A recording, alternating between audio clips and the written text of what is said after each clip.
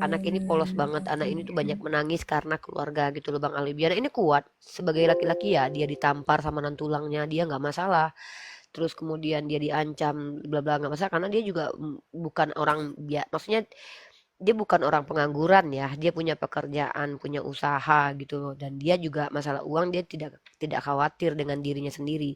Jadi seandainya pun dia diusir, dia bisa beli rumah di luar kota atau di kota yang sama, tinggal sendiri bisa. Cuman ibunya kan sakit gula kering dan dia sangat sayang sama ibunya. Dan dia nggak mau ninggalin ibunya gitu aja. Ya sama kurang lebih seperti Julius lah kasusnya. Kalau naik sekarang ini bisa nggak kira-kira tuh? Siapa namanya tadi yang baru mualaf tuh? Si Olan. Si Olan ya. Si Olan. Yoga. Ah, yoga. Boleh nggak naik sekarang saya? Sebentar Tanya dulu orangnya lah. Kibinirin. Mak. Salam dulu lah kok. Selamat siang kayak selamat sore, datang langsung nyosor aja lu. Selamat Baik, siang kita teman-teman. sapa juga dulu. Kita Siang sapa siang juga. siang. Oke, selamat siang Pak Kebenaran. Bu Teti. Ya Pak, selamat siang. Iya, Selamat Bunda. Ya siang. tadi malam kita sempat diskusi tapi kabur. Gimana tuh, Bu? Bukan kabur. Jadi ini handphone langsung udah ini Pak, kayaknya Oh, apa ya drop. Pak? Iya. Iya, Iya, ini Padahal terakhir. Terakhir seru. nih, terakhir habis ini Benar. Uni sama Kibinirin sama Kak Tet ya. Si Olan ini juga sudah mualaf juga atau gimana si Belum. Olan? Jadi di awal itu kalau Bang Bang Kampret lihat YouTube saya Riva MOW itu kan saya bikinkan sistematikanya itu. Pertama yoga pertama bertemu saya, kedua yoga menyatakan kemualafannya, terus saya dimaki-maki sama Olan. Saya dimaki-maki sejadi-jadinya sama Olan, terus kemudian semua komal Islam dia datangin, terus dia mulai tantrum di situ. Dia ajak Rasmi tua untuk dibayar untuk menghujat gitu ya. Mulai dia ngajak Rasmi, mulai dia ngajak pendeta-pendetanya gitu. Sampai dia mau mempertemukan saya dengan Lina Wijaya dalam berdiskusi. Tapi si Lina Wijaya tahu kalau saya yang dihadapi, Lina Wijaya enggak berani gitu. Si Lina Wijaya jangankan lewat telepon, orang ketemu sama saya di Bandung saya bilang gini kok, saya nggak ada urusan dengan orang Kristen seperti kamu kalau tidak diskusi. Kita diskusi, ayo. Kalau nggak diskusi nggak usah. Saya nggak ada. Mohon maaf ya, nggak ada kepentingan bagi saya tuh berhahaha dengan kalian gitu. Kurang lebih Di seperti mana itu itu. lengkapnya itu? Wah, bagus ini kalau Riva MO coba dijadikan. di Ada Riva Bang MOW Zuma nggak di bawah? Ada sudah saya Bang Zuma kasih di bawah. data. Saya kasih judulnya kok. Bang Enggak. Siap, Bang siap, siap, Kampret siap, kalau lihat siap. ini ya, mungkin gini Ya, pertamanya saya itu. rangkum lah. Saya rangkum dari awal sampai akhir lah. Ini saya kasih ada minta sama Julius satu video yang menarik ya, Bang, yang lucunya nih ya. Video ini ketika si Olan ini kan masuk ke komal saya. Dia menghujat saya, terus saya balas dengan ya saya tak ditampar pipi kiri, saya kasih yang kanan lah ya kan. Jijik aku sama kau, sayang aku sama kamu. Tahu nggak, Bang? Pada waktu itu tiba-tiba dia di ujung video dia bilang gini, aduh, kenapa kau kejepit tanganmu ya? Tahu nggak Yoga chat sama aku abis itu apa? Yoga ngechat sama aku bilang bahwa Uni ada info lo apa, kaki kakak aku terkilir katanya. Loh kenapa, dari mana kamu tahu? Dia kan waktu itu sudah sunat, dia sunat terus tidur di penginapan dulu gitu, karena dia after sunat tuh dia di penginapan. Dia bilang gini, karena abang abang dia tuh chat, abang iparnya chat mau ngantarin Sebentar Uni, abang ipar. sebentar Uni. Ada Bang Zuma di bawah minta permintaan deh. Nggak ada masuk di list ini. Ada Bang Zuma di bawah. Nah, Oke, lanjut. Nah, tiba-tiba si Yoganya bilang begini, ini loh dia kasih screenshot chatnya. Abangnya nanya, pinjam mobilmu dek. Ada apa bang? Kata Yoga kan. Ngantarin edamu kakinya terkilir. Habis ngehujat aku, ngeludah-ngeludahin aku. Nih, ada videonya. Dan itu lucu. Dan itu di apa ada di mana? Di beberapa. Nantilah aku tampilin juga di TikTok. Abis dia maki-maki, dia jatuh gitu. Cuman aku Si si adiknya ini open cam ya pada saat iya. syahadat ya. Oh Enggak, sering. waktu syahadat enggak, tapi setelah itu sering open cam kok. Aku rame. Lanjut diskusi sama Katet sama Kibinirin. Lanjut. Ya, lanjut.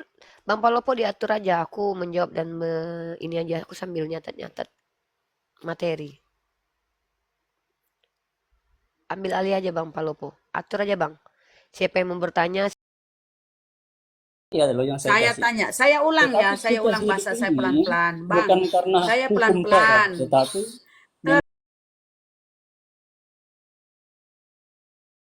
Rifa ya. Ya, Tapi selamat siang, Ted.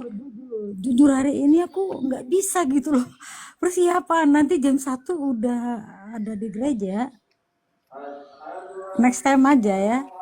Bagus Oke. sih kontradiksi in the Bible. Berarti di dalam Bible itu banyak yang bertentangan begitu ya, Uni ya. Ya, dan itu sebenarnya bukan statement dari umat Islam sih. Statement itu muncul dari statement para scholar Kristen saja. Oh ya, saya waktu Ternate, jadi saya sudah sholat zuhur ya. Teman-teman di bagian barat, waktu zuhur saya sudah lewat ya. Karena di sini sudah jam 1 lewat 49 waktu Ternate. Nah, jadi tolong di mute dulu yang ada suara azannya. Oh Tolong di ya, mute maaf. dulu. Ya, karena kita berbeda-beda lokasi ya. Kalau saya sendiri sudah tidak azan di sini, bahkan sudah lewat. Nah, jadi Kak Ted, kami ini kan berbicara sesuai data. Kak Ted dulu kurang lebih hampir 6 tahun lebih saya diskusi dengan umat Kristiani mempertanyakan perbedaan isi kandungan kitab suci kalian. Dan isi kandungan itu yang bertentangan itu bukan hanya dari ayat satu ke ayat lain, tapi antara kitab perjanjian lama dengan kitab perjanjian baru itu fundamental memang berbeda. Yang kedua, yaitu adalah antara kitab perjanjian lama dengan kitab perjanjian lama juga ada narasi dan diksi yang berbeda. Antara perjanjian baru dengan perjanjian baru ada narasi diksi yang berbeda. Kemudian antara doktrin dengan apa yang tertulis itu juga ada perbedaan. Antara doktrin satu dengan doktrin satu lagi itu juga ada perbedaan. Antara denom satu dengan denom yang lain itu juga ada kontradiksi. Artinya agama Kristen itu penuh dengan kontradiksi dan itu bukan karena pendapat kami umat Islam. Nah, kemudian setelah lama kami berdiskusi, jarang umat Kristen yang berani jujur untuk mengakui hal itu kecuali dia adalah scholar. Ya, scholar-scholar kalian itu ada dalam lembaga LAI di mana dalam tafsir Yerusalem dan tafsir ND atau tafsir-tafsir lainnya para scholar kalian menyatakan memang ada kontradiksi-kontradiksi. Bahkan ada ayat sisipan. Makanya saya katakan bahwa Bible itu sudah terdistorsi. Nah, tapi karena kalian selama ini memiliki doktrin ada namanya inherensi ya. Inherensi ini kalau tidak salah artinya tidak ada kesalahan dalam Bible. Sama seperti adanya doktrin infalibilitas atau tidak adanya kesalahan pengajaran dari Paus. Ini kan doktrin yang tidak bisa dibenarkan. Kenapa? Karena faktualnya terbantahkan. Secara tidak langsung faktual terbantahkan dengan adanya betul-betul literasi itu berbeda. Antara teks Samaritan dengan teks Torah Rabinik juga berbeda. Dan saya punya data-datanya. Nah, begitu Kak Ted. Jadi kami berbicara bukan berlandaskan hawa nafsu atau kebencian, tapi berdasarkan dari hasil pembelajaran. Dan bahkan di STT sendiri atau di sekolah-sekolah tinggi teologi atau di internal Kristen ada yang namanya ada nama ilmu yang disebut dengan ilmu kritik teks begitu. Kalau di Al-Qur'an tidak ada ilmu kritik teks karena memang tidak perlu dikritik. Karena memang tak akan terkritik begitu. Al-Quran itu dijaga dengan pelafasan. Kalaupun mau ada kritik, namanya kritik hafalan. Dan itu kami lakukan ketika kami menjadi penghafal Al-Quran begitu. Kalau bicara tentang Sunni dan Syiah itu tidak ada kaitannya dengan hal fundamental. Itu pemahaman yang mana pemahaman itu di mana orang Syiah lebih memilih untuk mengikuti para imam mereka, sementara kami lebih mengikuti Nabi Muhammad SAW gitu ya. Jadi bukan perbedaan pemahaman seperti itu, tetapi lebih ke perbedaan pemahaman yang fundamental. Ya, bukan pemahaman siapa yang mau dipilih, bukan, tapi fundamentalnya gitu ya. Dan itu terjadi dalam kitab kalian sendiri. Mungkin Kak Ted silakan tanggapi. Si Mbak Uni Rifa, kita nggak tahu nih siapa yang paling tua di antara kita ya Uni ya. Tapi nggak apalah kakak-kakak aja gitu ya. Baik, Saya kalau 37 Kak Ted. Kelahiran tahun 87. begitu masih adik aku lah ya. Ya, silakan Kak Ted. Ya, baik. Jadi kayak gini, apa namanya? Kalau dikatakan kontradiksi, eh, kalau saya mengatakan bukan kontradiksi, Uni, tetapi bersinergi. Mengapa saya katakan bersinergi? Sebab bisa satu konteks ayat Alkitab di Perjanjian Lama atau penulisan dari Rasul Paulus ataupun pernyataan daripada Yesus itu sepertinya kontradiksi. Tetapi kalau kita menyelami masuk sampai ke makna implisit atau makna tersirat, lalu kita masuk ke makna eksplisit, makna yang tersurat, ya, itu kita temukan bersinergi. saling mendukung satu sama lainnya. Nah, disinilah kita lebih teliti baca lagi, ulang lagi, sehingga kita menemukan, oh ya, kedua ayat itu tidak bertentangan. Contoh salah satu, Yesus berkata, satu iota pun dari hukum Taurat tidak ada yang dibatalkan. Lalu Rasul Paulus mengatakan, karena Kristus hukum Taurat batal. Seolah-olah batal ini kan tidak berlaku. Batal tidak berlaku, sesuatu yang dikatakan batal tidak berlaku gitu ya Uni ya. Nah, artinya kayak gini, ketika seseorang menerima Yesus sebagai Tuhan dan Juru Selamat, mengasihinya, dia menjadi pelaku-pelaku hukum Taurat, bahkan lebih dari pelaku hukum Taurat. Nah, itulah mengapa Rasul Paulus mengatakan menjadi batal, sebab tidak ada lagi buah-buah perbuatan seseorang yang sudah menjadi pengikut Kristus. Tidak berlaku lagi sanksi ataupun hukum Taurat bagi seseorang yang mengasihi Kristus dan menjadi pengikut Kristus. Itu maksud dari Rasul Paulus mengatakan batal hukum Taurat, begitu Uni Rifa. Oke, terima kasih Kak Ted ya, saya tanggapi ya. Kak Ted, begini Kak Ted, kalau kita bicara tentang, sebenarnya kata begini nggak boleh di sini ya. Sorry ya Bang Palopo. Kak Ted harus paham, ketika kita menyampaikan sesuatu, membuat sebuah penjelasan, itu minimal ada dasar. Standarisasinya apa? Contoh, Kak Ted ini menggunakan KBBI atau kamu sendiri. Sinergi itu artinya adalah menggabungkan. Ya, ibarat kita membuat sebuah puzzle, kita gabungkan menjadi gambar tersir. Akhirnya kita melihat suatu gambaran. Jadi puzzle satu dengan puzzle lain bersinergi mereka. Bersatu, bergabung sehingga menghasilkan sesuatu lah. Menghasilkan sesuatu apapun itu namanya. Nah, kalau Kak Ted katakan kontradiksi, terlihat kontradiksi tapi sesungguhnya bersinergi. Saya tidak tahu menggunakan kamus apa Kak Ted. Karena definisi sinergi dan kontradiksi itu definisi yang sangat berbeda. Kontradiksi dari kata kontra dan diksi. Diksinya sendiri udah kontra. Bertentangan Kak Ted.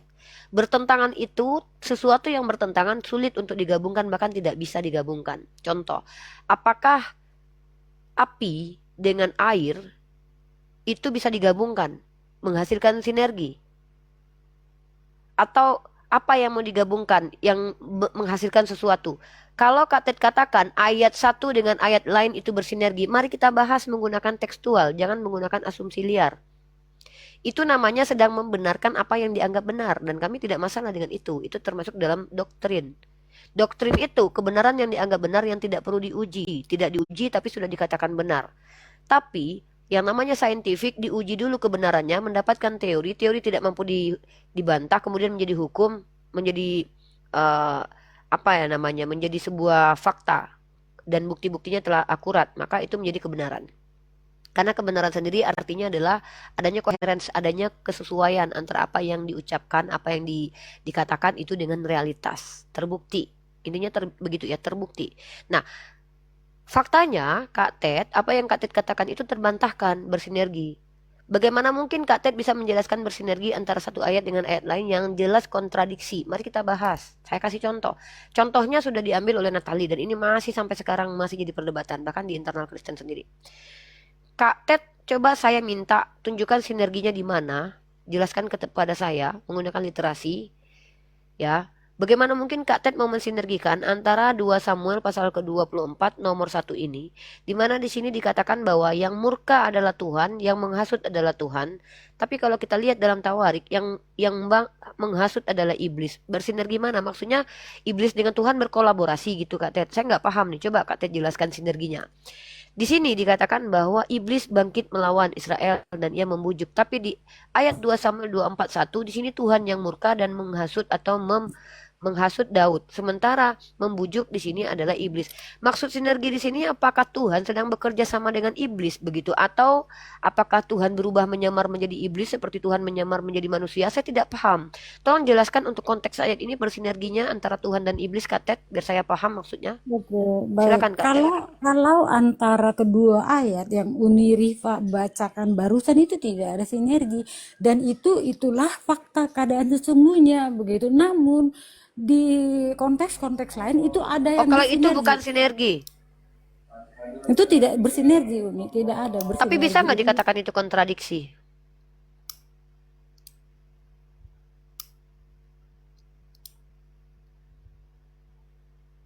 Tahu tidak kontradiksi aslinya artinya apa?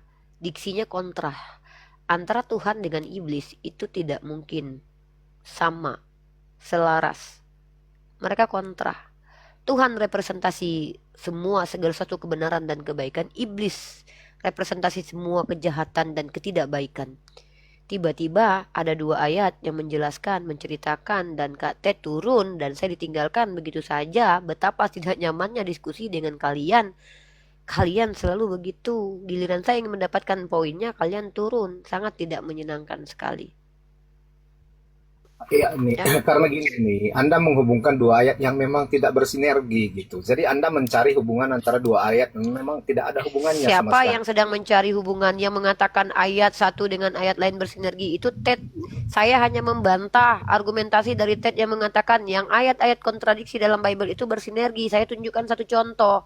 Saya berikan satu contoh, apakah ini bisa dikatakan bersinergi? Lalu Ted dia mengatakan tidak, itu tidak bersinergi. Artinya terbantahkan sudah. Jadi gini loh, kalau kita bicara fokus satu poin, satu kasus, kasusnya itu jangan melebar kemana-mana. Natali dari tadi menunjukkan kontradiksi in Bible ini, ayat yang dibawa oleh Natali adalah ayat itu, ayat 1 Tawarik dan 1 Samuel itu, 2 Samuel itu. Jangan lari kemana-mana. Ketika kita membahas 1 Tawarik dan 2 Samuel, kenapa kalian bahas ayat-ayat yang kalian anggap bersinergi yang lainnya? Jangan membahas masalah yang tidak ada di sini. Gitu loh. Kita bahas 1 Tawarik pasal 21 nomor 1 di sini dikatakan iblis bangkit melawan Israel dan dia membujuk Daud menghitung. Sementara dalam 2 Samuel dikatakan di situ Tuhan yang murka dan menghasut. Pertanyaan yang muncul adalah sebenarnya siapa sih yang menghasut? Iblis atau Tuhan? Atau dua-duanya benar? Atau Tuhan adalah iblis, iblis adalah Tuhan? Atau iblis pakai Tuhan, Tuhan pakai iblis? Di mana penjelasannya? Silakan dijelaskan. Karena kalau kalian tidak mampu menjelaskannya, maka inilah yang disebut dengan kontradiksi. Kontradiksi itu tidak mungkin keduanya benar. Salah satu mungkin benar, tapi tidak mungkin keduanya benar. Maka pasti salah satu ada yang salah. Kalau memang ada salah satu yang salah, maka terbukti di kitab kalian itu ada kesalahan. Ada orang-orang yang membuat dan menulis, tapi salah kaprah. Kalau sudah ada satu kesalahan dalam kitab kalian, bagaimana mungkin bisa dikatakan kitab kalian itu suci? Itu poin kita melebar, kita akan naik up selanjutnya diskusi.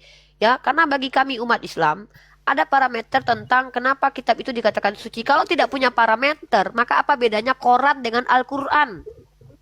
Quran dari kata apa? Kata Qara'a yaqra'u Qur'anan artinya yang dibaca. Ternyata Quran juga dibaca. Bacaannya juga hampir sama. Quran pakai kaf, Al-Quran pakai ko. Yang satu lafaznya Arab, yang satu Indonesia. Apa bedanya kalau tidak ada parameter dan standar? Kenapa dikatakan Al-Quran suci? Sama, Bible artinya kumpulan kitab. Kalau ada buku porno yang ditumpuk jadi satu, bisakah dikatakan Bible? Nah, itu kenapa harus ada klasifikasinya, ada perbedaan. Nah, untuk itulah kita berdiskusi. Apakah kalian Kristen punya parameter kitab kalian dikatakan suci itu karena apa? Silakan kalian yang ajukan. Kalau saya bisa tunjukkan, menurut Al-Quran saya sendiri, dia adalah kalam Allah. Di dalamnya tidak ada keraguan. Dan Al-Quran tidak ada kontradiksi. Al-Quran tidak dapat ditiru. Di dalamnya tidak ada intervensi manusia. Itulah kenapa Al-Quran dikatakan kitab suci. Tapi kalau kitab kalian, jangankan intervensi. Semua kitab yang ditulis oleh penulisnya pun tidak tahu siapa secara eksplisit, secara ilmiah. Tetapi diduga. Bahkan tidak tahu sumbernya dari mana. Bahkan tidak tahu siapa yang mengkanon. Bahkan ada kontradiksi di dalamnya. Ketika kitab sudah seperti ini, lalu dikatakan kitab suci, alasannya apa? Begitu. Oke, kita nggak usah melebar dulu ya. Kita nggak usah melebar dulu. Ini kesana kemari poinnya kan nggak dapat. Ini kan Dapat biasa poinnya kok. diskusi pakai Gini loh, poin, kan? kalau ada orang Kristen bilang pertanyaan saya belum dijawab, sementara kami umat Islam telah menjawab, kami tidak butuh loh itu ya. Karena bagi kami hanya menyampaikan. Ada 800 orang yang harus kami edukasi. Kalau Anda tidak menangkap poin, jangan salahkan gini ya. Ketika dosen bicara, tidak semua mahasiswa itu menangkap poin. Karena ada yang gobloknya, na'udzubillah min dzalik, ada yang pintar, ada yang mengerti, ada yang sengaja untuk menolak gitu loh. Saya poinnya jelas. Poinnya ayat di kitab kalian ada kontradiksi. Poin 1. Makanya besok kalau seandainya diskusi itu dengar. Oke, Yang poin yang kedua, tadi, bagaimana? yang saya Bentar dulu, tunggu katanya yang nggak tadi. dapat poin. Saya tegaskan poinnya karena Anda Ya, mungkin makanya saya kecerdasannya jawab. tidak Karena sama Anda dengan mengatakan itu kan kontradiksi. Anda mengatakan kontradiksi, ya padahal bantah. perspektif Anda yang tidak sampai gitu Ya loh. Biar udah saya kalau gitu bantah. jelaskan. Ya udah, mari Oke, kita bantah oke, pakai jelaskan ayatnya. ya. Oke. Jangan dijelaskan dulu, Ini baca kan dulu baru. Bentar dulu, gimana mau menjelaskan? Kamu aja nggak tahu ayatnya. Mana sih ini orang ya menjelaskan tapi udah. nggak baca Anda dulu. maksudkan kan di Oke, 2 sekarang Samuel saya tanya. 24 kan? Bang, halo Po. Tolong Sorry, dibaca sorry. dulu. Sorry. Coba dibaca Lanjut dulu. ya. Lanjut Ya. Bang Pelopo ya. Ya, coba dibaca Ya, dulu. ya, ya, Ini ya, satu ya, Tawarik ya. pasal 21 nomor 1. Silakan dibaca dulu. Oke. Iblis bangkit melawan orang Israel dan membujuk Daud untuk menghitung orang Israel. Oke, itu yang Anda Oke, ingin sekarang pertanyakan. Betul. ya, sekarang enggak bukan cuman itu. Ada kalau kontradiksi itu ada perbandingannya ya. Oh, Nah, mari kita lihat silakan. ini menurut aplikasi Bible dan sabda.org dan banyak sekolah Kristen ini sama ya ayatnya dengan 2 Samuel 24:1. Buktinya di sini dikorelasikan. Mari kita klik ini. Ternyata di sini coba baca ini. Ya, oke. Bangkitlah pula murka Tuhan terhadap orang Israel. Ia menghasut Daud melawan mereka. Firman-Nya, Oke. pergilah hitunglah orang Israel. Oke. Apa Sekarang yang ingin Anda pertanyaannya pertanyakan? pertanyaannya adalah siapa yang menghasut iblis atau Tuhan? Di sini iblis bangkit melawan Oke. Israel dan ia membujuk Daud. Di sini iblis yang membujuk. Sementara dalam 2 Samuel itu Tuhan yang menghasut. Pertanyaannya siapa yang membujuk atau menghasut sebenarnya? Iblis atau Tuhan? Ya, ya, sebentar ya. Jadi ini kan kisah tentang sensus dan wabah penyakit di 2 Samuel 24 ya. Memang memiliki versi yang berbeda dalam Tawarik 1, Tawarik 21. Jadi perbedaan utama terletak pada siapa yang menghasut Raja Daud untuk melakukan sensus. Betul nggak? Betul kan? Jadi di 2 Jelaskan Samuel saja, jangan 24 konfirmasi kami. Ya, oke. Di 2 Samuel 24, Tuhan yang menghasut Daud untuk melakukan sensus. Di 1 Tawarik 21, setan yang menghasut Daud untuk melakukan sensus. Jadi, meskipun kedua kitab ini menceritakan peristiwa yang berbeda, perspektifnya ini berbeda. 2 Samuel menekankan bahwa tindakan Daud adalah akibat dari penghakiman dari Tuhan. Sedangkan 1 Tawarik ini lebih menitik beratkan pada peran setan dalam menggoda Daud. Jadi perbedaan ini tidak harus dianggap sebagai kontradiksi. Kedua perspektif ini mungkin saja benar, tetapi Tuhan dalam kedaulatannya bisa menggunakan setan sebagai alat untuk membawa rencananya. Jadi kesimpulannya, kedua kitab ini memberikan perspektif yang berbeda tentang penyebab sensus, tetapi keduanya sepakat bahwa sensus itu adalah dosa yang mengakibatkan wabah penyakit. Itu yang harus Anda pahami. Jadi Anda melihat Sensus itu, Alkitab tunggu. Sensus itu adalah wabah. Jadi Tuhan yang membuat Daud menghitung lalu menimbulkan wabah gitu. di sinilah perspektif yang Anda nggak nyampe kan. Makanya saya katakan Tahu tadi. tidak Jadi, arti perspektif itu? ya, pola Arti pandangnya dari perspektif mana apa? Anda memandang? Nah, sudut pandang Anda itu yang mendukung bahwa sudut pandang Anda itu benar, salah satu skolarnya siapa? Salah satu petinggi nih, ya, misal Rabi Yahudi atau scholar Kristen, pendeta mana gitu yang sudut pandangnya itu dengan Anda sama. Karena gini, ada psikopat punya sudut pandang bahwa memotong-motong mayat itu memotong-motong anak-anak atau memotong wanita dalam keadaan hidup itu benar dan menyenangkan. Itu perspektif dari psikopat. Lalu apakah kita benarkan itu? Tidak. Karena itu perspektif dia. Perspektif dari seorang lagi bete. Orang lagi bete mengatakan mentusbol belakang dubur laki-laki. Itu menyenangkan. Itu perspektif. Sudut pandang dia. Jadi kalau kita bicara dari sudut pandang Anda sebagai bukan scholar, bukan ahli tafsir, jemaat awam punya sudut pandang.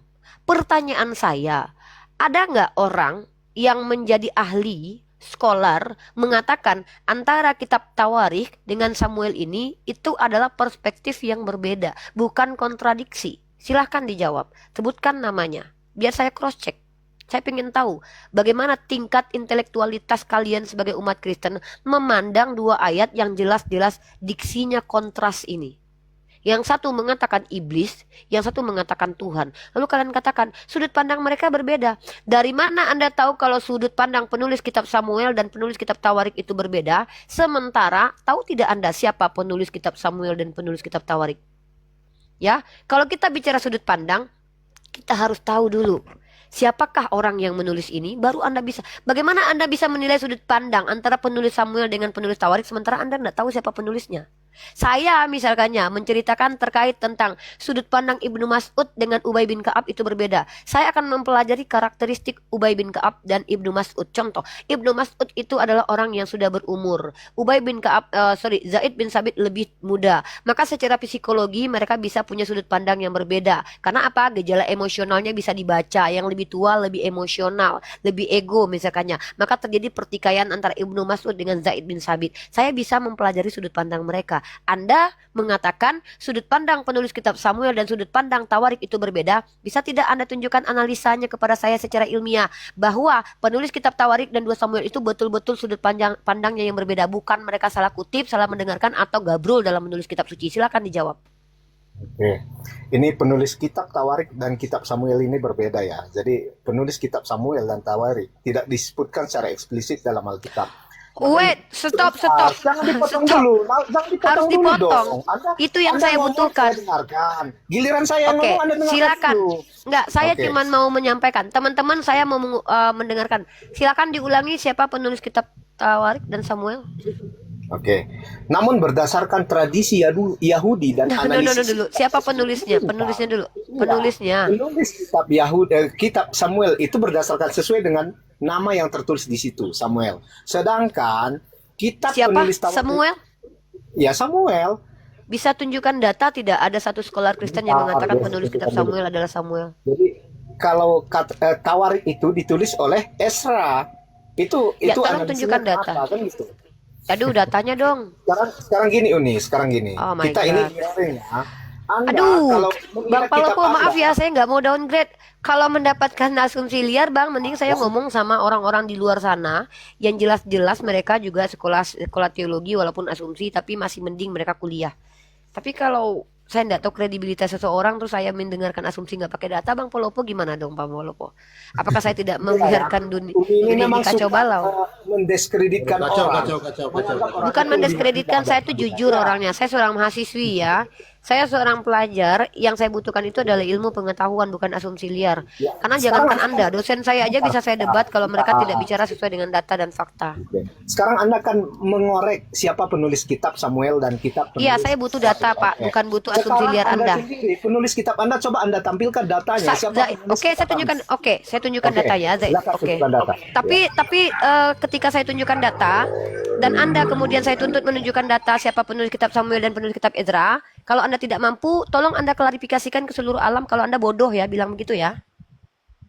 Bilang ya, kalau saya sok tahu, bilang gitu ya. Saya nggak mau loh.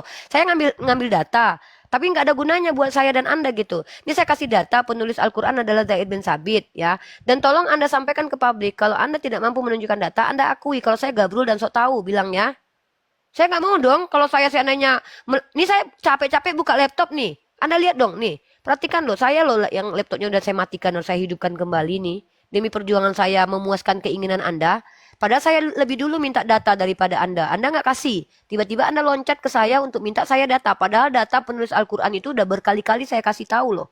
Ya, saya itu menggunakan hadis loh. Hadis ini salah satu sumber primer dari umat Islam. Saya bisa tunjukkan penulisnya adalah Zaid bin Sabit.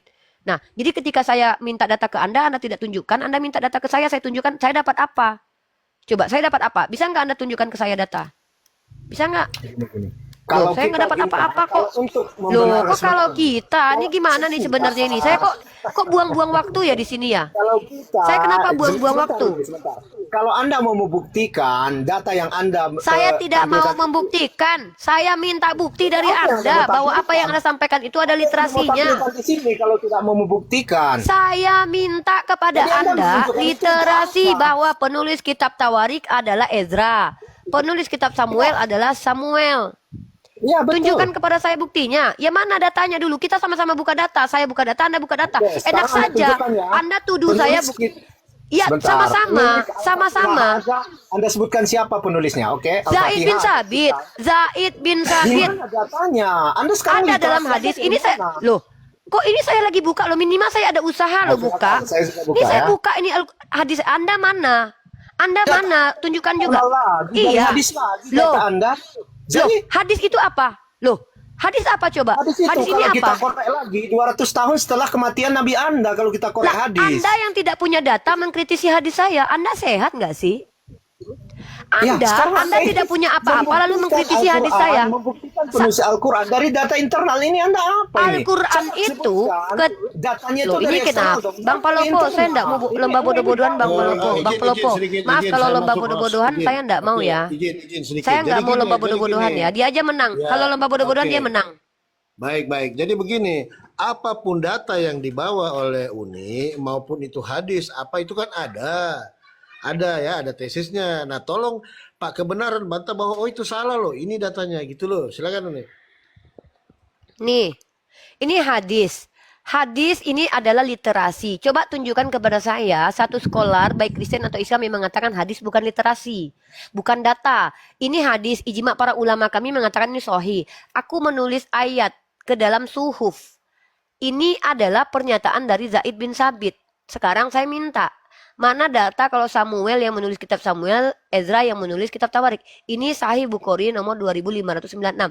Dan tidak ada satupun baik skolar Islam maupun skolar oten yang kecerdasannya di bawah rata-rata pun mengakui bahwa ini bukan literasi. Literasi itu adalah sumber pengetahuan. Hadis adalah sumber primer umat Islam. Kalau Anda menolak hadis, loh apa urusannya dengan saya? Itu urusan Anda, nggak ada urusan dengan saya. Nah, ketika Anda minta data ke saya kasih. Sekarang saya minta, tunjukkan data. Siapa yang mengatakan penulis Esra adalah Esra? Siapa yang mengatakan penulis Samuel adalah Samuel? Longor. Jawab.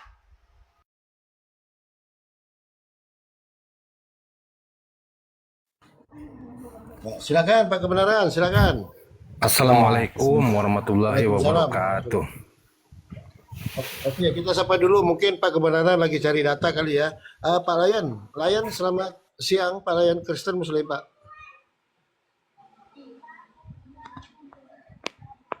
Pak Layan.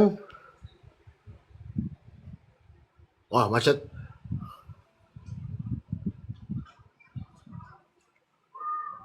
Oke. Jangan longor, ya, jangan longor. Kalau ada teman-teman, sumber pengetahuan itu ada beberapa sumber. Kita dari lahir tidak mengetahui apa-apa. Experience kita lah yang membuat kita menjadi tahu. Kita tahu rasa jatuh itu sakit ketika kita terjatuh.